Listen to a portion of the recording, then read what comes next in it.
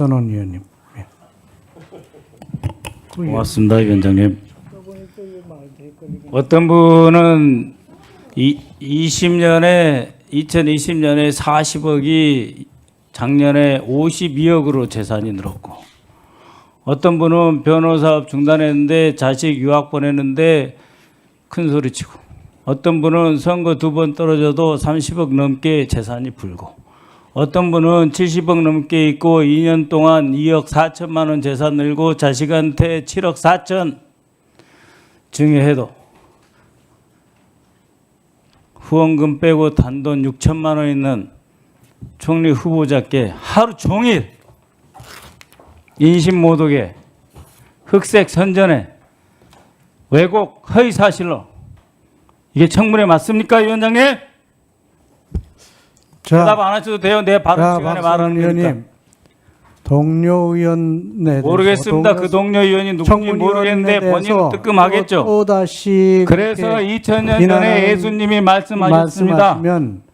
예수님께서 발언을 말씀하셨어요. 중단할 수 예? 있습니다. 마태복음에 경고합니다. 예? 경고. 악한 자는 어떻게 선한 말을 할 수 있느냐, 이런 말씀을 예수님이 하셨죠.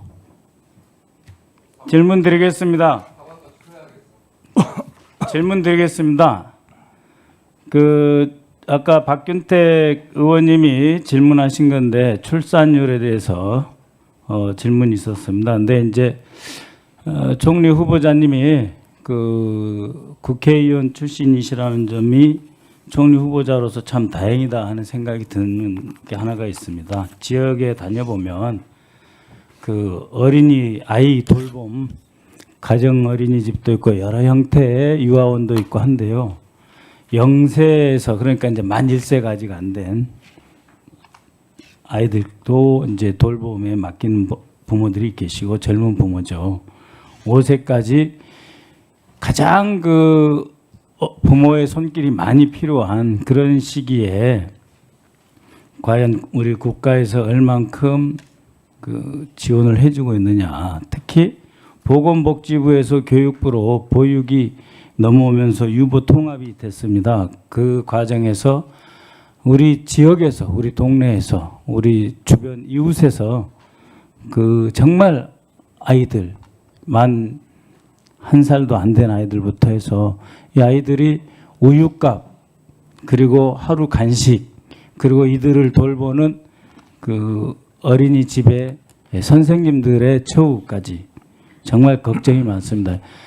0세부터 5세까지 아이들을 우리가 잘 키워야 그 이후부터는 이제 유치원으로 가면서 상당히 돌봄이 좀 수월해지는데, 후보자님께서도 지역에서 이런 현장을 많이 지켜보셨을 것입니다. 그래서 유보 통합으로 인해서 보건복지부에서 보육 업무가 교육부로 넘어오는데 오히려 보건복지부에서는 예산을 덜 넘기려고 하고, 교육부에서는 이전에 돌보지 않았던 대상이라는 표현이 적절하지 않지만 이 아이들에 대한 보육의 투자가 오히려 줄어드는 그런 측면이 있습니다. 그래서 아까 말씀하신 집, 교육, 생각 모두 다 중요한데 특히 5세 미만 이 아이들을 어떻게 하면 잘 돌볼 수 있느냐.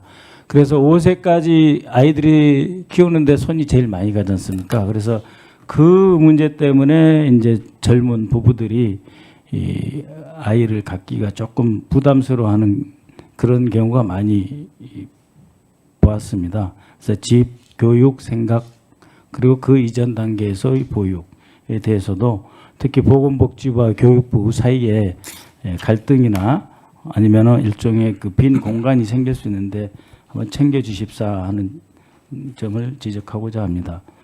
두 번째 질문 드릴 게 있습니다. 작년 1월 2일 발생한 사건인데, 이재명 대표가 이제 가덕도에 방문했을 때 테러 사건이 발생했습니다. 그때 부산지부장, 국정원의 부산지부장이 지역 대테러 본부로서 활약을 했고, 또 그래서 그 사건을 국정원 본부 대테러국에 보고하고 그것이 총리실에 있는 대테러센터에 보고가 되었습니다.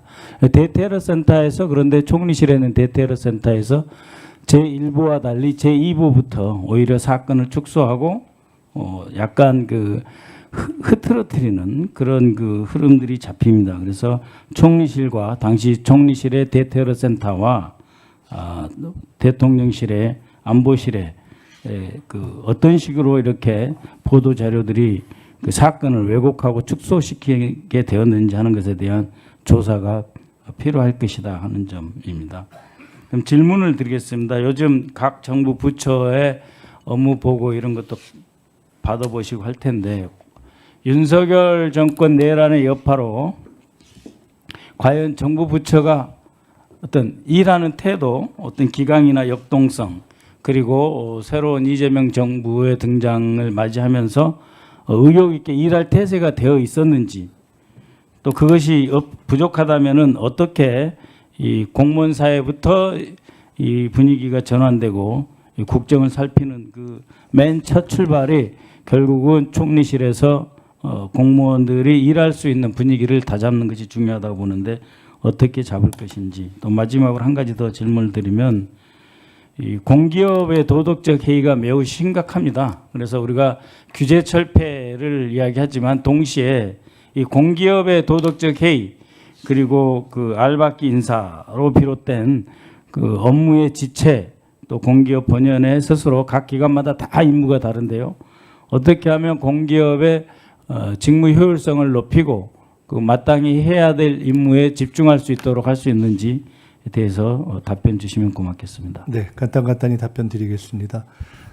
지난 정부 윤석열 정부에서 가장 아쉬운 정책적인 문제점 중에 하나가 의대 정원 문제, 국민연금 문제, 유보통합 문제 등 주요한 현안들을 다룬다고 하고 실제로 전혀 진전시키지 못한 면입니다.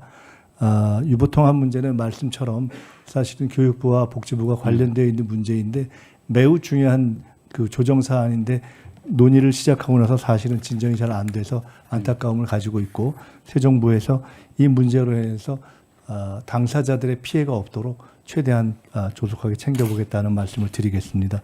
총리실 대테러 센터가 당시 야당 지도자의 테러와 관련했을 때 혹여 의혹받을 수 있는 대목이 있었는지 짚어봐야 한다라는 점에 대해서는 이후에 한번 짚어보도록 하겠습니다. 공직사회가 일의 역동성을 회복하는 문제는 지금 어찌 보면 새 정부에서 제일 중요한 문제라고 봅니다. 결국 일은 공직자들이 하는 것이고 공직자들이 내란으로 인해서 잘못된 최고위 공직자들로 인한 피해로 불필요한 주눅을 과하게 들지 않고 빨리 극복하고 일할 수 있도록 하는 것이 대통령님과 또 새로 총리가 될 사람 그리고 새로운 장관들이 다 유념해야 될 점이라고 보고 저도 최선을 다하겠습니다. 다만 우리가 대통령 정권 교체만으로 코스피 개선 효과가 나타나는 것처럼 저희는 빨리 이 문제를 해결하면 공직사회도 다시 뛰게 할 수 있을 것이다. 이런 기대를 가지고 노력하겠습니다. 공기업의 도덕적 해이 가운데 알박기 인사가 특히 지난 정권의 마지막 시기에 된 부분에 문제점들이 있습니다.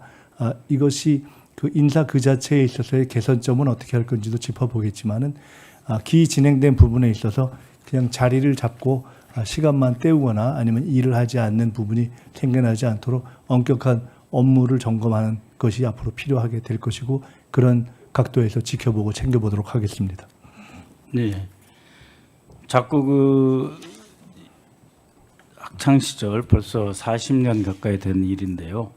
그 반미 이야기를 하는데 사실 후보자께서 젊은 시절에 케네디 스쿨에 가서 이제 수학을 합니다. 하버드 케네디 스쿨 가서 석사 과정을 하였는데 제가 알기로는 케네디 스쿨 측에서 초청을 받은 것으로 제가 알고 있거든요. 그러니까는 후보자께서 나 이제 유학을 가고 공부를 하겠다 해서 감옥에서 나온 이후로 영어 학원도 다니고 어학 공부를 굉장히 열심히 하신 것까지 제가 아는데 케네디 스쿨에 초청을 받아서 갔다라고 하는 것은 후보자에 대한 판단이 끝났다는 이야기입니다. 대개 미 국무부를 비롯해서 주한미 대사관 등에서도 이미 이 젊은 그 영재, 이 젊은 인재에 대해서 미국에서 좀 이렇게 수확할 기회를 주는 것도 나쁘지 않겠다라고 하는 평가 판단까지 있었을 수도 있는데 케네디 스쿨의 초청을 받은 건 맞죠? 초청을 받았다고 하는 것은 정확하지는 않고요. 그때는 저희 어플라이와 그다음에 그 학교 측에서의 관계 있는 분의 추천이 같이 연동돼 있었다 이렇게 보시면 될 것 같습니다. 예. 그 질문 끝에 한 말씀만 더 드려도 될까요? 아까 말씀 주신 중에 박선원 의원님도 지적하신 그 40년 전 젊은 시절의 반미 문제에 대해서 계속해서 확인되는 것에 대한 말씀을 주셨는데 젊은 시절에 미국과 연동된 광주 민주화 운동에 있어서의 올바른 한미 관계를 제기했던 것은 오늘 이 시점까지 바람직한 한미 관계를 일궈내는 데 있어서 중요한 토대가 되었다는 점에서 자부심을 그때나 지금이나 가지고 있다는 말씀 드리고 우리 사회와 우리 역사가 공정한 균형 감각을 가지기 위해서는 일제에 부역했거나 또는 광주 민주화 운동의 반대편에서 학살에 부역한 자들에 대해서 한마디도 비판하지 못했거나 또는 이번 내란 과정에서 그에 대해서 비판하지 못한 그러한 비양심 문제와 비역사성 문제에 대한 공정한 균형 잡힌 시각이 함께 이루어져야 한다 이렇게 보고 있습니다. 네, 박선원 의원님 수고하셨습니다. 다음은 존경하는 오기영 의원님 질의하시기 바랍니다.